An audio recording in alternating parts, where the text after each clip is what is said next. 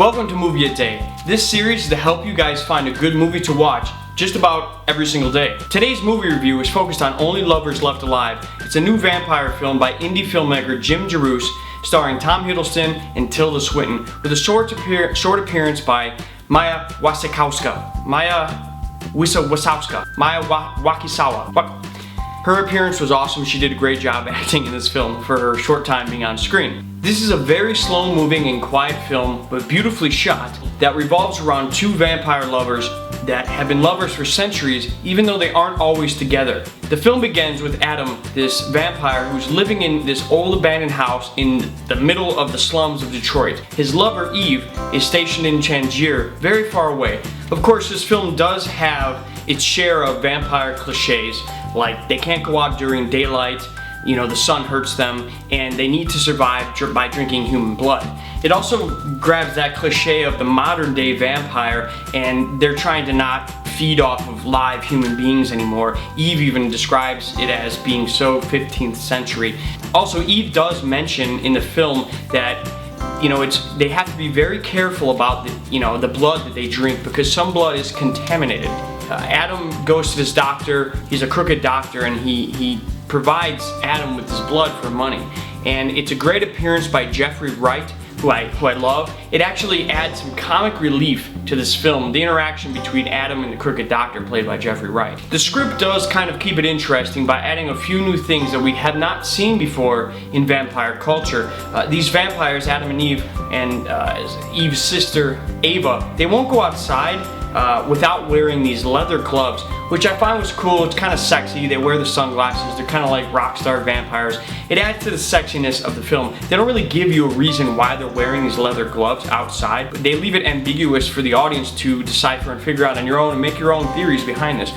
Eve also makes these like blood popsicles, which is really cool but kind of gross at the same time. But again, it's just a new, one of those things that they added to keep it more cool and to give us something new as vampire movie watchers. The film moves by very, very slowly. The first part of the movie, you just have these two vampires that are just pretty much always indoors. They have no interest at all in the outside world, in humans or zombies as they call them. The character development in this film is kind of what keeps it pushing along and what keeps it interesting.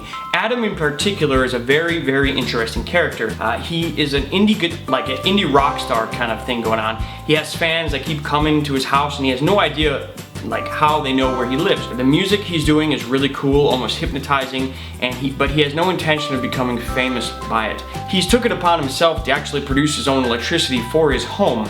He built this weird contraption underneath his backyard that provides his house with energy, which is really cool. He also makes several references to scientists throughout time, throughout history. Particularly, he is very fond of Einstein. Several times throughout the film, he's mentioning the spooky particle theory by Einstein, where if you take a particle and you split it in two pieces and you put them on opposite sides of the universe and you affect one particle, the other particle will be identically affected. So he brings up this theory a lot. I think that's to kind of symbolize the relationship between him and between Adam and Eve. It's really, really interesting. As the film keeps progressing, it starts to get a little more interesting. Eve decides to come to Detroit to visit Adam. They see each other and they start kissing and making love, and they're happy to be together once again.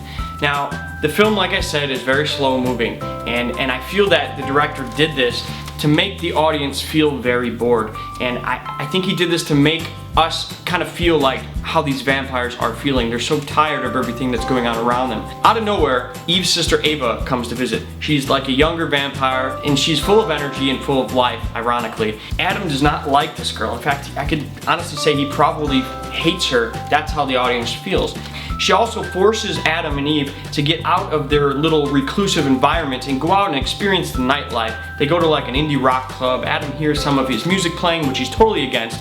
So she really kind of screws up their nice, peaceful little world. They eventually end up, kicking her out and getting rid of her because she does some really horrible things and gets them all in trouble. I'm not going to go dig deep in that, but that is a really, really cool part of this film, and it kind of shocks you out of that little boring environment that we were introduced in at the beginning of the film. Moving on, I wanted to talk about the scoring of this film. The music behind it was just awesome.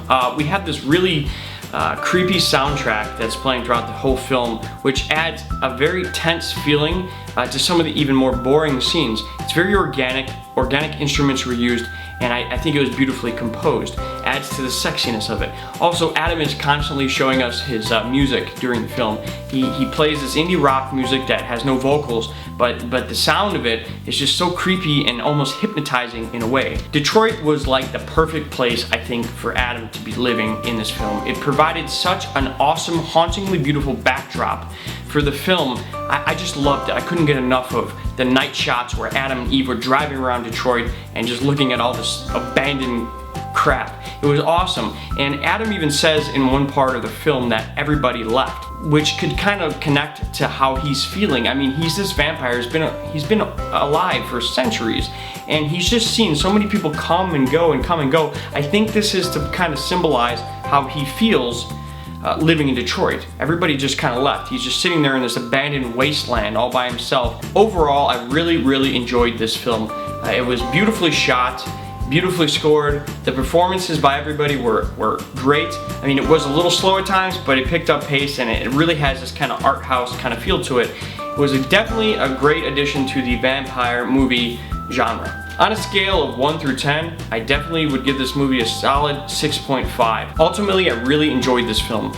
Out of a scale of 1 to 10, I give it a 6.5. I definitely recommend it for viewing. It's very creepy. The cinematography is gorgeous. Both lead actors gave great performances. In fact, performances by everybody in this film were really great. My only gripe with this film, there was just one little thing that kind of pulled me out of the realism of the film. In the beginning of the film, Adam and Eve were communicating like via Skype. Eve had her iPhone and she's in Tangier across the globe, and he's in Detroit in his little house, and he's using his laptop. Now when Eve is like watching the screen of her iPhone and you see Adam, it looks on her screen like he was filmed with a 4K cinema camera. Little things like that just really pulled me out of the film. It just looks so unrealistic. But again, that's just a very small gripe, and overall it doesn't really affect the average viewer. It's just, I noticed these little things. I'm a filmmaker myself, and it kind of bothered me just a little bit. Overall, great film. Definitely check it out. And again, stay tuned, guys. I'm going to be posting videos pretty much 3 or 4 videos a week with different movie reviews for you guys to enjoy. So stay tuned. Thanks for watching Movie a Day.